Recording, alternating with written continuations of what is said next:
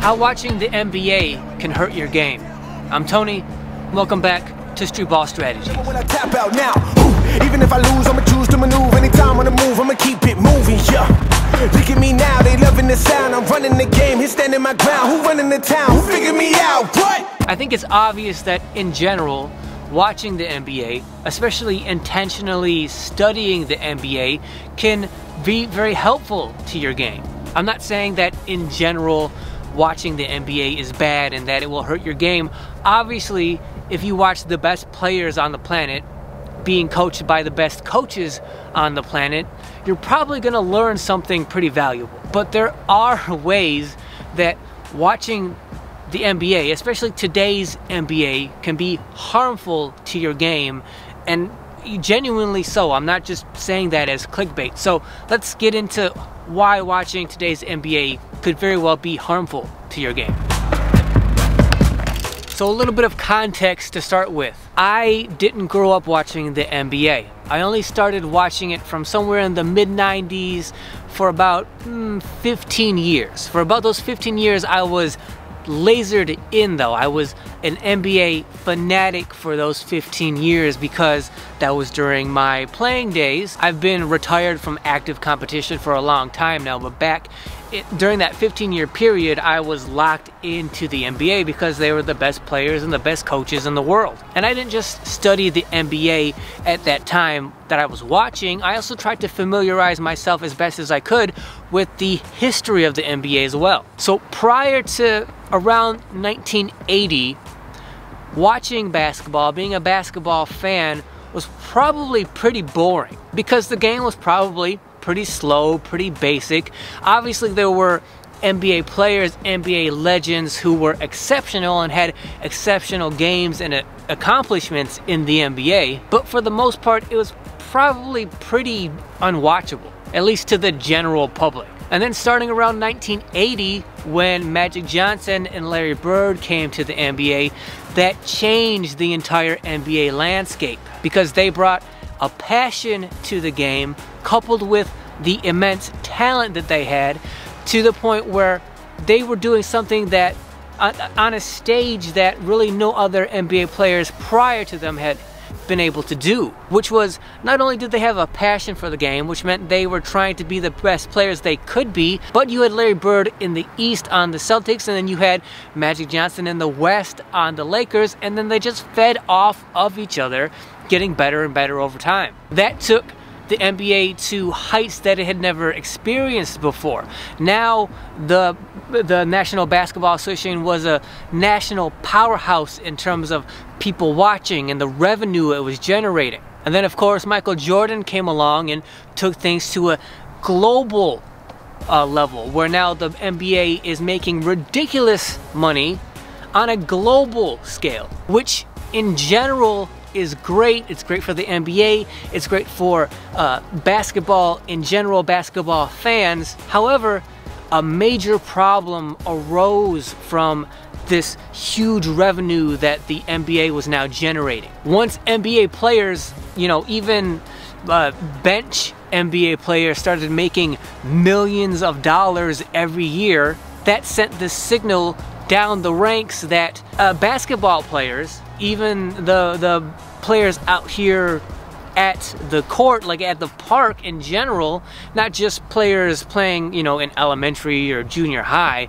but, players from all around had potential to be potential basketball superstars in the NBA. So if you were a coach, if you were a trainer, right, and you ran, a high school team or an AAU team, now if you got your hands on the right player and coached them up and they became an NBA star, not even a superstar, but just like a seventh man on an NBA roster, that player could be making millions of dollars per year. And if you are responsible for even part of their success, you could claim that. Hopefully that NBA player would kick some money back down to you from helping them get to where they were, but more importantly, you would be able to tell other people, other parents, hey, I coached that NBA player. Now that NBA player is making X amount of money per year, so you should bring your kids to me, pay me to coach and train your kids. Maybe your kid could be another NBA star, which would mean that maybe your kid could become rich and famous one day. Because even the, 10th man on an NBA roster gets $2.3 million a year. So if you let me coach them, then maybe that could be your kid. Thus, that resulted in a huge basketball boom amidst high school, basketball coaches, and especially AAU coaches. The more players they got to play for them, the greater the potential they would find the next NBA star. Somewhere along the way, high school and AAU coaches found the optimal way to teach players to play basketball so that they had the greatest chance to be drafted into the NBA. NBA scouts from NBA teams were looking for certain players that would play certain ways, and then the AAU coaches and high school coaches molded their players to play that way so that they would be more appealing to those NBA scouts. And the more that happened, year after year, the thousands and thousands of players that went through that system, they kept refining the way they would teach and coach those players to play. And then because those players had to go play at least a year of college ball, when they would go to college, they would have those skills and abilities that have been drilled into them in the AAU system. Those skills and abilities would be refined, and then they would go on to the NBA. And that really started to boom somewhere around the time that LeBron James joined the NBA, and it's just gotten, it's snowballed even more and more since then. To the point now that if any player you see come into the NBA now, they all have the same exact game. They all have the same exact play style because that's what was drilled into them in the AAU system. So now all of the players look the same. They play the same, because they were all taught the same stuff to do the same way throughout the whole AAU system that they went through since they were kids. And then they get to the NBA and just everybody plays exactly the same kind of way. And because of that, it becomes boring to watch. So sure, NBA basketball, watching it can be kind of boring because it all looks the same, but how does that affect your game? How does that hurt your game? Well, let's get into that. So first of all, think about it. Think about a player like Dennis Rodman. Do you think there's a chance that Dennis Rodman, a teenage Dennis Rodman, could make the NBA today? There's no way Dennis Rodman could get into the NBA today because he doesn't fit that AAU mold. Not only would an NBA team probably not draft him, he probably wouldn't even make an AAU team because an AAU team wouldn't want him. They wouldn't want his play style because it doesn't fit their NBA will-be mode. And even if he was accepted onto the AAU team, they would just beat that game out of him. They would just keep drilling him and drilling him and drilling him until he didn't have his own specific game anymore.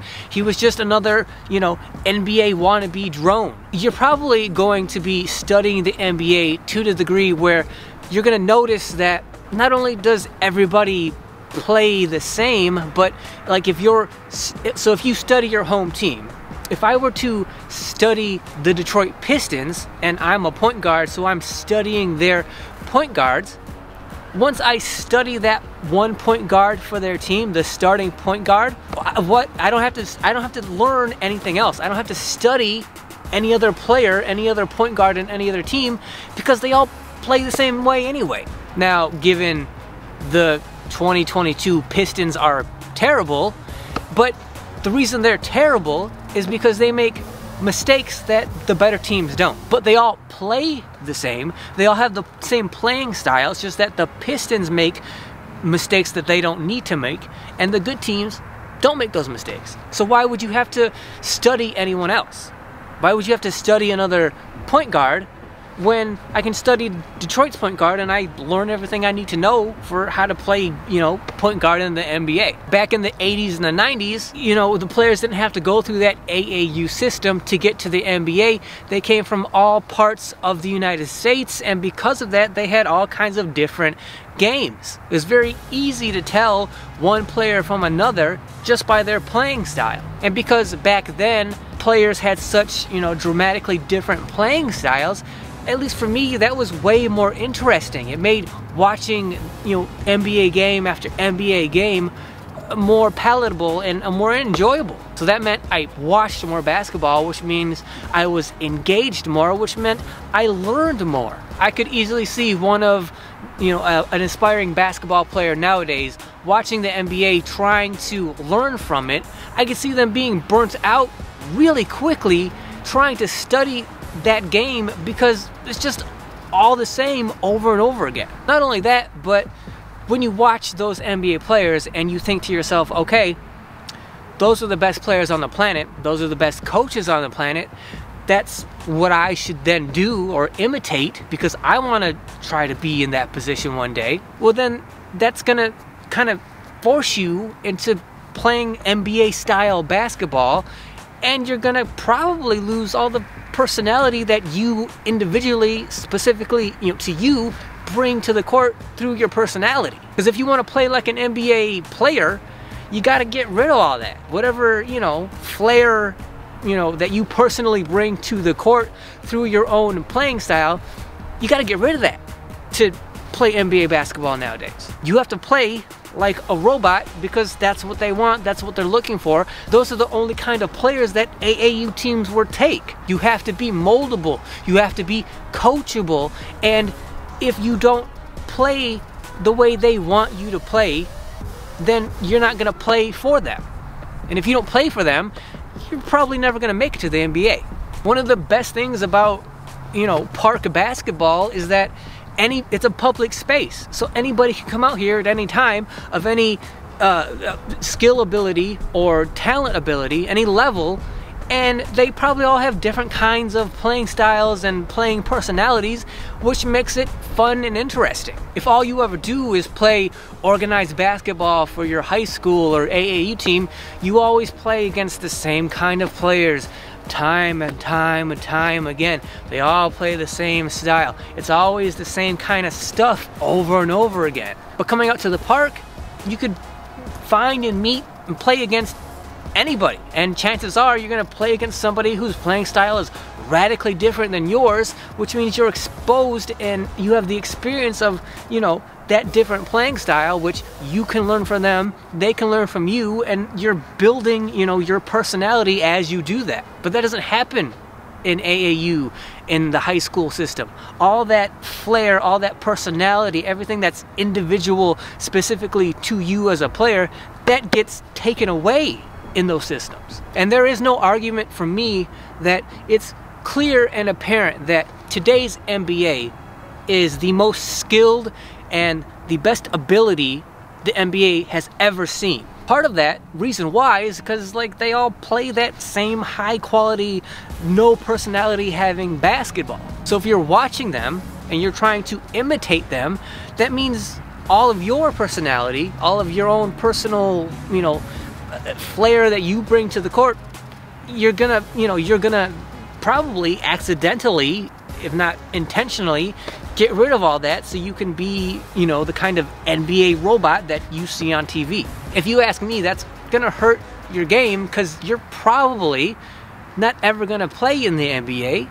And so in trying to imitate what you see in the NBA, now you've gotten rid of all your basketball personality, and for what? So today's NBA is the highest skill, most ability, probably highest talent we've ever seen, but simultaneously no personality, and it's boring. So why would you want to use that, study that, watch that, and then imitate that? That is how watching the NBA can hurt your game. Now keep in mind, this is a street basketball channel, a park basketball channel. So you may have the ambitions to try to make it into the NBA, but this channel is intended for those of us who play mostly out here at the park, and that's really all we care about. Not only that, but the channel is intended for those of us who probably have less than average basketball talent to begin with, so getting to the NBA is that much more of, less of a concern than to the average player. So sure, watch the NBA, recognize and respect the fact that they do have the most skill and the most ability for any players on the planet, but understand how and why that is. You, as a street basketball player, probably don't have, the potential to have their kind of playing level one day, just because you don't have the talent that they have, and that's fine. Since you're not going to be an NBA player one day, then just develop the game the best you can while keeping your personality, while not playing boring basketball, trying to fit into the little pathway that hopefully, maybe one day will get you to the NBA. Study the NBA, have an understanding of how and why they have the skill that they do, but then allow that to translate into your game and bring your personality, your flair of playing basketball to that skill. Don't allow yourself to start playing boring style of basketball just with the hopes that maybe somehow you could find yourself in the NBA one day. So I want to thank you guys for watching. If you like this video, if you found it helpful, if you think it's gonna help you understand, I'm not trying to take shots at the NBA, then why would I do that? But if this video is going to help you sort of understand like why you should watch the NBA, what can be helpful about watching it, and then why you shouldn't take it so seriously, if you think it's helpful, then please subscribe to the channel. Also, hit that thanks button down below. When you do that, it's going to highlight any comments you leave for this video, and it's also directly supporting this channel. So anybody who hits that thanks button, know that I genuinely thank you. As always, like, share, comment, hit that notification bell so you're notified whenever any of my videos go live on this channel. And until then, I'll see you guys next week. It's now my time, now watch it on prime time. Green lights, that's all I find, and I was out.